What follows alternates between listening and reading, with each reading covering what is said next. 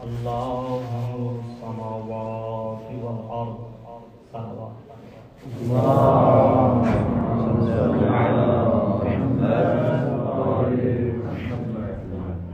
سامعین محترم، یہ ہماری خوش قسمتی ہے کہ آج ہمارے اس بازم میں، اس محفل میں ہمارے استاد بزرگوار موجود ہیں۔ خداوند متعال انہیں سلامت رکھے، حفظ و امان رکھے۔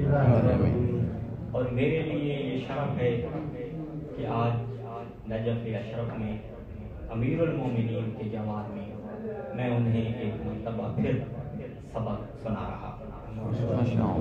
استاد بزرگوار سے دعا لیتے ہوئے میں اپنی گفتگو کا آغاز کرنے لگا ہوں۔ آپ ایک صلوات پڑھنے میں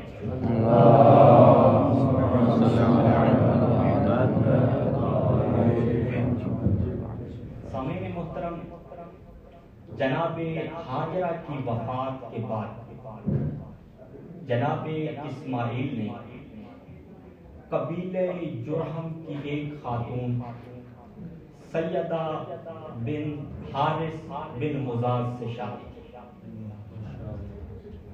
اللہ نے حضرت اسماعیل کو 12 بیٹے عطا کیے۔ توجہ ہے نا میری طرف؟ ماشاءاللہ۔ ان میں سے بڑے بیٹے کا نام قیدار تھا اور چھوٹے بیٹے کا نام نابتا تھا۔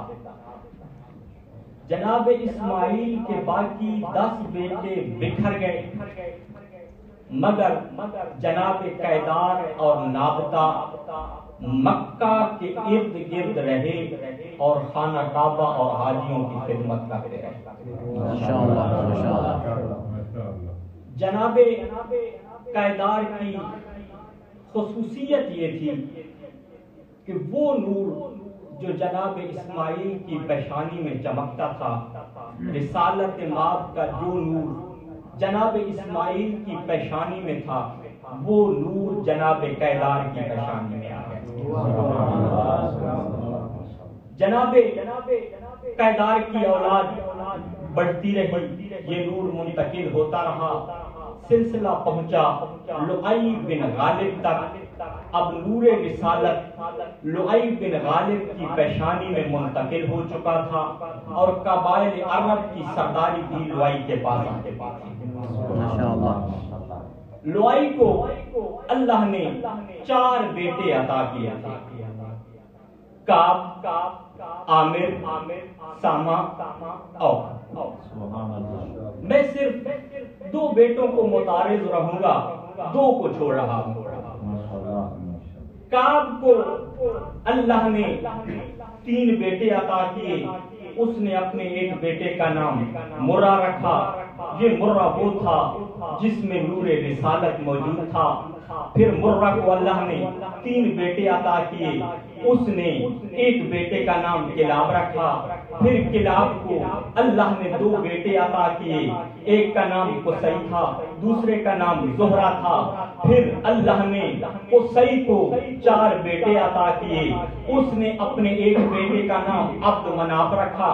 پھر عبد مناف کو اللہ نے 4 بیٹے عطا کیے، اس نے ان 4 بیٹوں میں سے ایک بیٹے کا نام ہاشم رکھا۔ پھر اللہ نے ہاشم کو 4 بیٹے عطا کیے، ان میں سے اس نے ایک بیٹے کا نام عبد المطلب رکھا اور اللہ نے عبد المطلب کو 12 بیٹے عطا کیے۔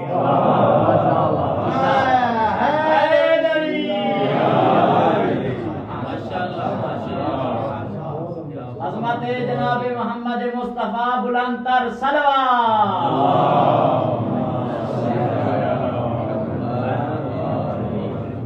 توجہ ہے نا میری؟ ماشاءاللہ۔ جب سلسلہ عبد المطلب تک پہنچا، اللہ نے جناب عبد المطلب کو 12 بیٹے عطا کیے۔ جناب عبداللہ سے پیغمبر اسلام صلی اللہ علیہ وآلہ وسلم کی ولادت ہوئی، جناب ابو طالب سے محافظ رسول کی ولادت ہوئی۔ جب یہ سلسلہ یہ تھے تو سب قریش، مگر جب یہ سلسلہ جناب عبد المطلب تک پہنچا تو قریش سے یہ قبیلہ تبدیل ہو کے بنی ہاشم بن گئے.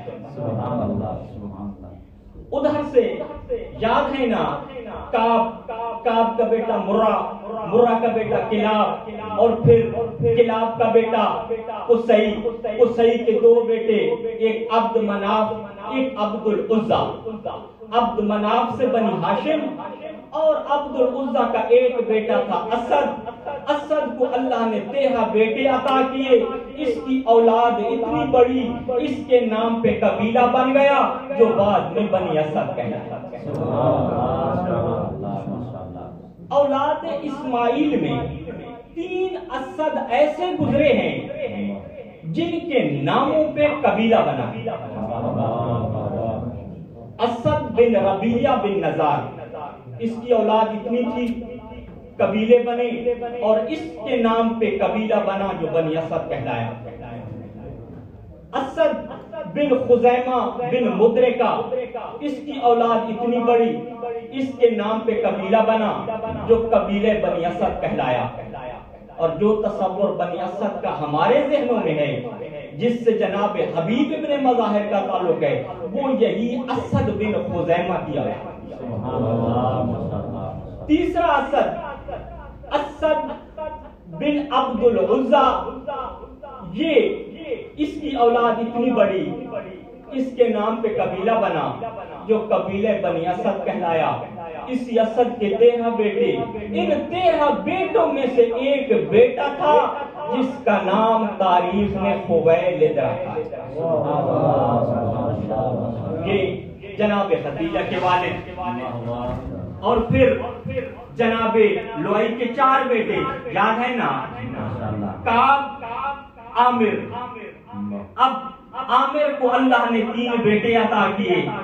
اس نے ایک بیٹے کا نام مویس رکھا. مویس کو پھر اللہ نے 3 بیٹے عطا کیے. اس نے ایک بیٹے کا نام عبد رکھا. عبد کو اللہ نے 5 بیٹے عطا کیے. اس نے سب سے چھوٹے بیٹے کا نام رواحہ رکھا. رواحہ کو اللہ نے ایک بیٹا عطا کیا. اس نے نام حرم رکھا. حرم کو اللہ نے 2 بیٹے عطا کیے. ایک کا نام قیس رکھا، ایک کا نام جندب اسد رکھا. اللہ نے جندب کو 4 بیٹے عطا کیے.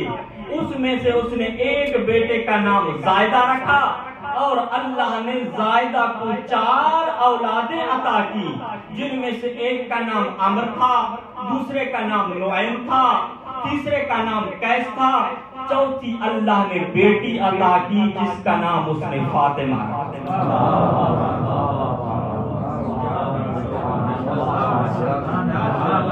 اب یہ جو پوری نسل تھی جو عامر سے چلی، یہ بھی قریش تھے، مگر یہ پورے کا پورا خاندان بنی عامر کہلاتا ہے.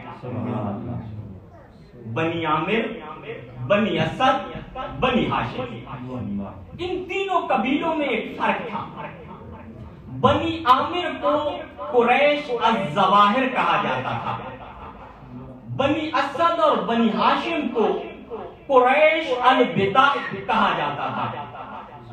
قریش الظواہر ان قریش والوں کو کہا جاتا تھا جو پہاڑوں کی پشت پہ رہتے تھے، جو کعبہ کے ارد گرد اور مکہ کے بطن میں رہتے تھے. ان کو قریش البطا کہا جاتا تھا. صلوات پڑھ دیجیے محمد وآلہ.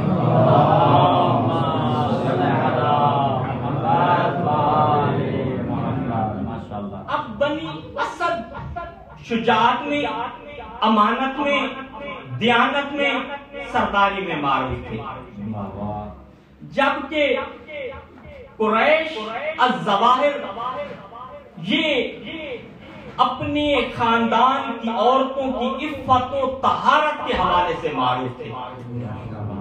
اسی وجہ سے جب قریش البطا والوں کو شادی کرنی ہوتی، اپنے قبیلے سے نکلتے تو وہ کسی اور قبیلے میں شادی نہیں کرتے تھے، بلکہ وہ قریش الظواہر میں شادی کرتے تھے، اس لیے کہ ان کی عورتیں بہت زیادہ پاک دامن تھیں.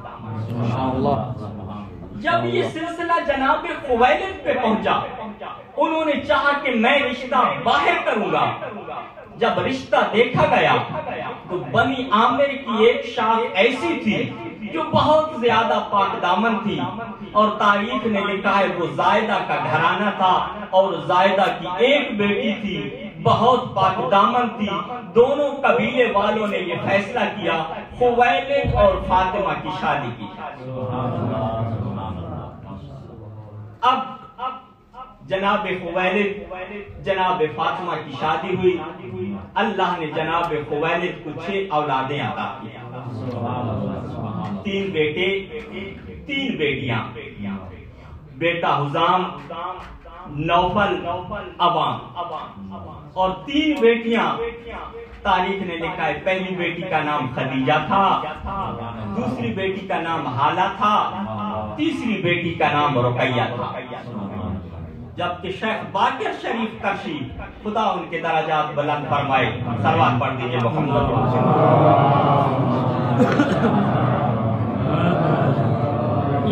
نعرہ تکبیر، نعرہ رسالت، نعرہ حیدری، محمد و اہل بیت محمد صلوات.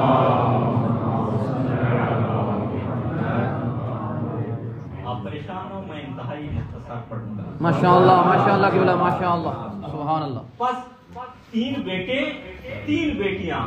جبکہ شیخ باقر شریف کرشی علیہ رحمہ فرماتے ہیں 5 بیٹیاں تھیں، جناب خدیجہ، حالہ، رقیہ، خالدہ، طاہرہ. بہرحال 5 ہوں یا 3 بیٹے 3 تھے. اب جناب خدیجہ کی جب ولادت ہوئی اتنی خوبصورت تھی، قبیلے والے پریشان ہو گئے کہ ہماری اس بیٹی کو حاسدین کا حسد، حاسدین اس بیٹی سے حسد نہ کرنے لگ جائیں. اس لیے سب کے منہ سے بے ساختہ نکلا خدیجہ. خدیجہ کا مطلب ہوتا ہے ناقصہ. حالانکہ بی بی خوبصورت تھی، تام الخلقہ تھی، لیکن حاسدین کے حسد سے بچانے کے لیے سب نے کہہ دیا کہ یہ ناقصہ ہے، یعنی خدیجہ. جناب خدیجہ سے پہلے عرب میں فقط ایک عورت تھی جس کا نام خدیجہ تھا. عرب میں پیدا ہونے والی یہ دوسری بچی تھی جس کا نام خدیجہ رکھا گیا. اب جناب خدیجہ کے والد جنگ فجار میں اپنے 2 بیٹوں کے ساتھ قاتل ہو گئے. قبیلہ حوازن اور مکہ والوں کی تاریخ میں کبھی نہیں بنی، آپس میں لڑائیاں ہوتی رہیں. ایک لڑائی جس کا نام فجار لکھا گیا ہے، اس میں جناب خدیجہ کے والد خویلد اور جناب خدیجہ کے 2 بھائی مارے گئے. اب جناب خدیجہ بھی یتیمی میں پل رہی ہے اور ادھر سے اللہ کا رسول بھی یتیمی میں پرورش پا رہا ہے. ادھر اللہ کا رسول پرورش پا رہا ہے، ادھر سے جناب خدیجہ پرورش پا رہی ہے. اللہ کا رسول مکہ میں صادق اور امین کے لقب سے معروف ہو گیا، اور ادھر سے جناب خدیجہ طاہرہ کے لقب سے معروف ہو گیا. بر خاندان تطہیر بآواز بلند صلوات.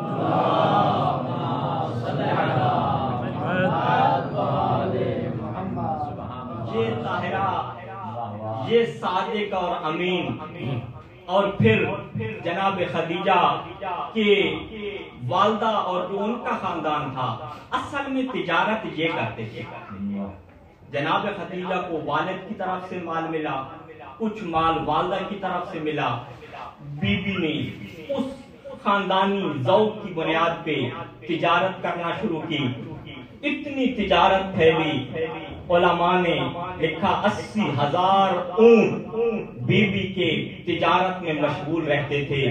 عمان، یمن، حبشہ، مصر، شام اور جس عراق میں آپ بیٹھے ہیں یہاں پر جناب خدیجہ کے اونٹ تجارت کے لیے آیا کرتے ہیں. ماشاءاللہ. 400 غلام اور کنیزیں بی بی کی ملکیت میں تھی. محل اتنا بڑا تھا بی بی کا، پورا اہل مکہ بی بی کے محل میں آ جاتا تھا. کبھی خویلد کی بیٹی جب سفر کے لیے نکلتی تو جو خیام کی کیلیں ہوتی بی بی کی وہ لوہے کی نہیں سونے کی ہوتی تھی۔ فخر الدین رازی نے 31 نمبر جلد اپنی تفسیر میں یہ جملہ لکھا ہے کہ کتنی دولت تھی بی بی کی۔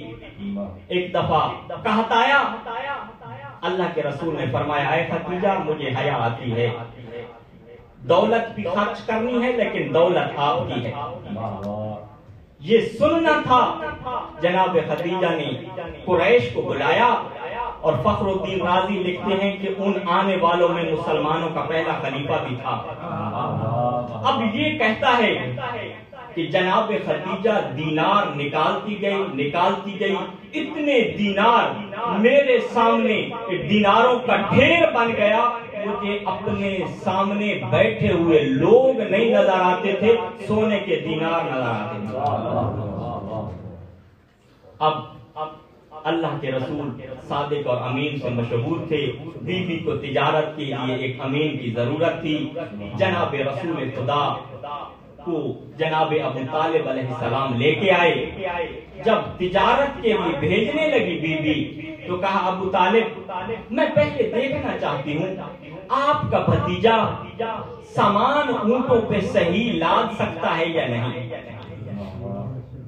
میسرا اونٹ لے کے آؤ، میسرا اونٹ لے کے آیا، جناب خدیجہ دیکھنے لگی، کہتے ہیں کہ اونٹ وہ تھا جو انتہائی سرکش تھا، کوئی آدمی جرأت نہیں کرتا تھا کہ اس پہ سوار ہو جائے۔ جو ہی یہ اونٹ آیا، اونٹ نے وہی سرکشی کرنا شروع کر دی جو اس کی عادت تھی، آنکھیں سرخ، زبان باہر نکالی ہوئی، منہ سے جھاگ نکل رہی ہے، وہی سرکشی کی آوازیں نکال رہا ہے جس کو عربی میں لکھا گیا ہے فحدر فشک شکر۔ جب یہ عادت کرنے لگا، رسول اسلام کے چچا عباس نے کہا اے میسرا تمہیں کوئی اور سرکش اونٹ نظر نہیں آیا؟ اللہ کے رسول نے فرمایا چچا دکھو، چھوڑ دے اس کو۔ اللہ کے رسول نے اپنا ہاتھ اونٹ کی پشت پہ پھیرا، اونٹ فوراً زمین پہ گر گیا، اپنا منہ اللہ کے رسول کے پیروں پہ ملنے لگا۔ ادھر جناب خدیجہ کے ساتھ، جہاں جناب خدیجہ کی عظمت سننا، جناب خدیجہ کے پاس مکہ کی عورتیں بیٹھی ہوئی تھی، جب چہرے کو مل لیا نا اللہ کے رسول کے پیروں پہ تو فصیح زبان میں ایک جملہ کہا، اونٹ کہہ رہا ہے مم مثلی وقد لامس ظہری سید المرسلین۔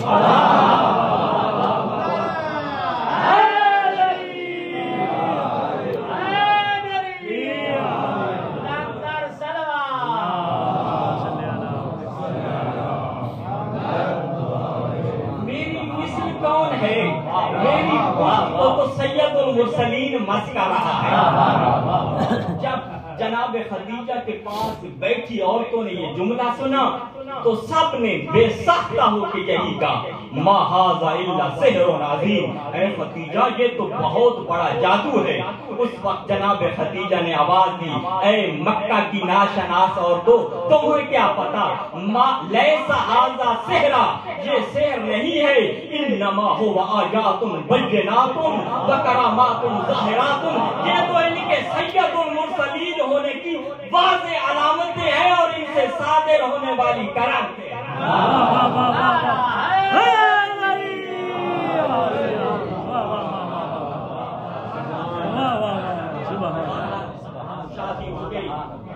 شادی ہونے کے بعد مکہ کے چوک چوراہوں پہ بات ہونے لگی، خدیجہ امیر محمد غریب، خدیجہ امیر محمد غریب، اس شادی کا تو جوڑ ہی نہیں۔ پھر عورتیں گھر میں باتیں کرنے لگی، بھائی جب خدیجہ کے پاس بڑے بڑے سردار آئے، ابو سفیان آیا، ابو جہل آیا، بڑے بڑے تاجر آئے، انکار کر دیا، ایک ابو طالب کے یتیم بھتیجے سے شادی کر لی۔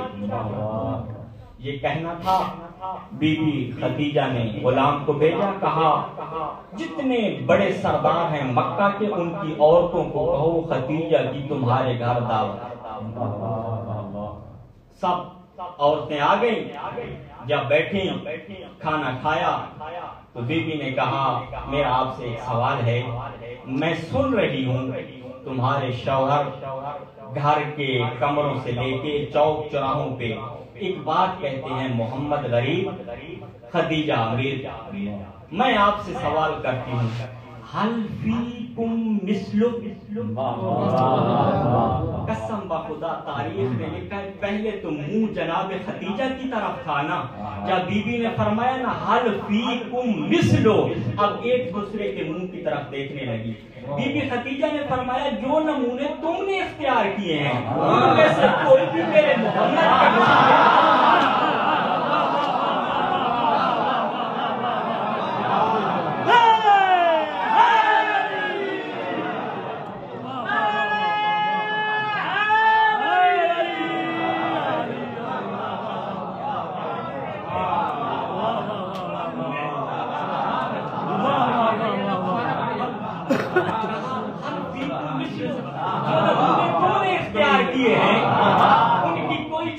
محمد کی مثل ہے۔ اور پھر دوسرا جملہ کہا چھوڑو اپنے نمونوں کو چھوڑو، فی بطن مکہ، بطن مکہ میں کوئی ایسا ہے کہ جس کی شکل میرے محمد کے مشابہ ہو، من جمالہ و کمالہ و اخلاقہ، میرے محمد جیسے نہ تو کسی کے کمالات ہیں، میرے محمد جیسے نہ تو کسی کے فضائل ہیں، نہ میرے محمد جیسا کسی کا حسن ہے۔ تم حسن کی کیا بات کرتے ہو، یہاں تو یوسف کا حسن شرما رہا ہے۔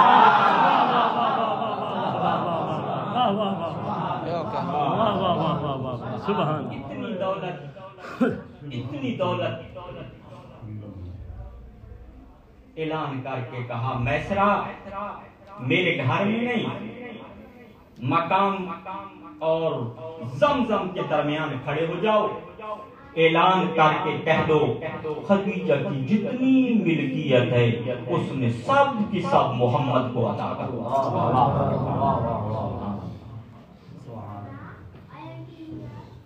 اتنا محل اہل مکہ سما جائیں، اور میں شیخ باقر شریف کرشی کا جملہ پڑھ کے روتا رہا۔ کہا ایک وقت ایسا آیا لم تملک حسیرن حتی تجلس علیہ، کہا ایک چٹائی بھی نہیں تھی خدیجہ کے پاس جس پر جناب خدیجہ بیٹھتی۔ اللہ اکبر، جب وقت اخیر آیا تین ہستیوں کو جناب خدیجہ نے وصیت کی ہے۔ پہلے اللہ کے رسول کو اپنے پاس بلایا، میں نے یوں مقتل میں دیکھا ہے جناب زہرا کے دونوں ہاتھوں کو پکڑا، اللہ کے رسول کے ہاتھ کے اوپر رکھا، کہا اے رسول اللہ هذا البنت یتیمۃ غریبۃ،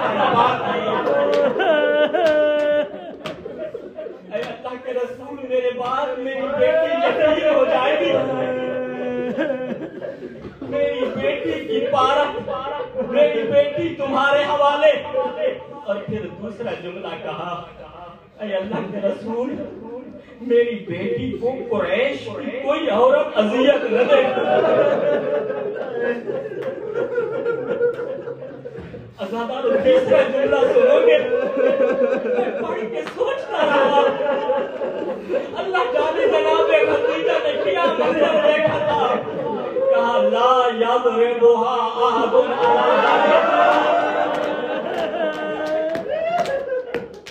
کہا میری بیٹی کو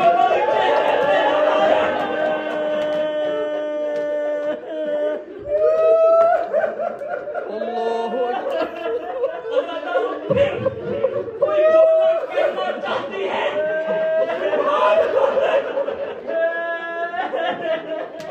لا یضربها احد علی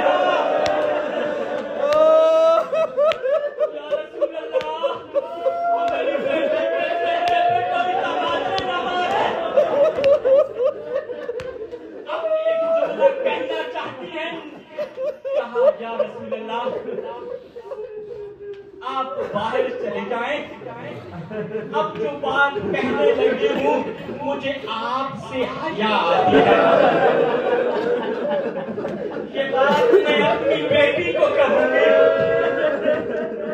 اللہ کا رسول باہر نکلا, جناب زہرا کو سینے سے لگایا, کہا بیٹی آج ماں سوالی ہے آپ سے, اپنے پاپا کو کہو جو چادر آپ اس وقت پہنتے تھے جب آپ پہ وحی آتی تھی, ہو سکے تو مجھے اسی چادر میں کفن دے دینا. کہا اماں میں ابھی جاتی ہوں.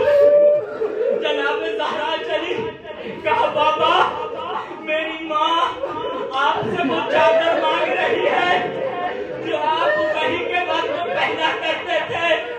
قسم بخدا اس وقت بھی وہی چادر پہنی ہوئی تھی. دی کہا زہرا لے کے جاؤ. ادھر فوراً جبرائیل اترا, کہا اللہ کا رسول خدیجہ نے مال تو میرے اسلام کے لیے بتا دیا, کفن بھی میرا ہوگا. بس آخری جملہ. جناب ام ایمن فرماتی ہیں میں ساتھ کھڑی تھی, میں نے دیکھا جناب خدیجہ دھاڑے مار کے رو رہی ہے. جملے سنتے جاؤ, استاد سید منیر خباز کے جملے پڑھنے جاؤ. فرماتے ہیں کہ جناب ام ایمن فرماتی ہیں میں نے دیکھا جناب خدیجہ رو رہی ہیں. میں نے پوچھا اے بی بی ام المومنین ہیں, اللہ کے رسول نے اپنی چادر کفن کے طور پر دی ہے, رو کیوں رہی ہے؟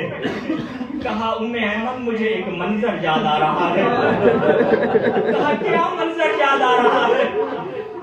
کہا ام ایمن جب بیٹیوں کی شادی ہوتی ہے, شادی ہو کہ جب وہ اپنے گھر سے نکلنے لگتی ہے, گھر سے نکلتے وقت اس کی نظریں اپنی ماں کو تلاش کرتی ہیں, اپنی ماں کے سینے کے ساتھ لگنا چاہتی ہے. میں سوچ رہی ہوں میں تو دنیا سے جا رہی ہوں, تو جب میری بیٹی زہرا دیکھے گی کون اسے سینے سے لگائے گا؟ جناب ام ایمن نے کہا بی بی اگر میں زندہ رہی تو میں ماں بن کے سینے سے لگاؤں گا. نظرداروں جناب خدیجہ کے ہاتھ یوں بند تھے, یوں ہاتھ بلند کیا, جناب ام ایمن کے ہاتھ پہ رکھا, دیکھا دو بالیاں موجود ہیں. ام ایمن جب میری بیٹی کی شادی ہو جائے گھر سے نکلنے لگے, یہ بالیاں میری طرف سے ان کے کان میں پہنا دینا.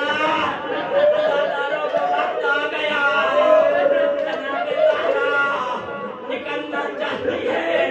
جناب ام ایمن نے روکا,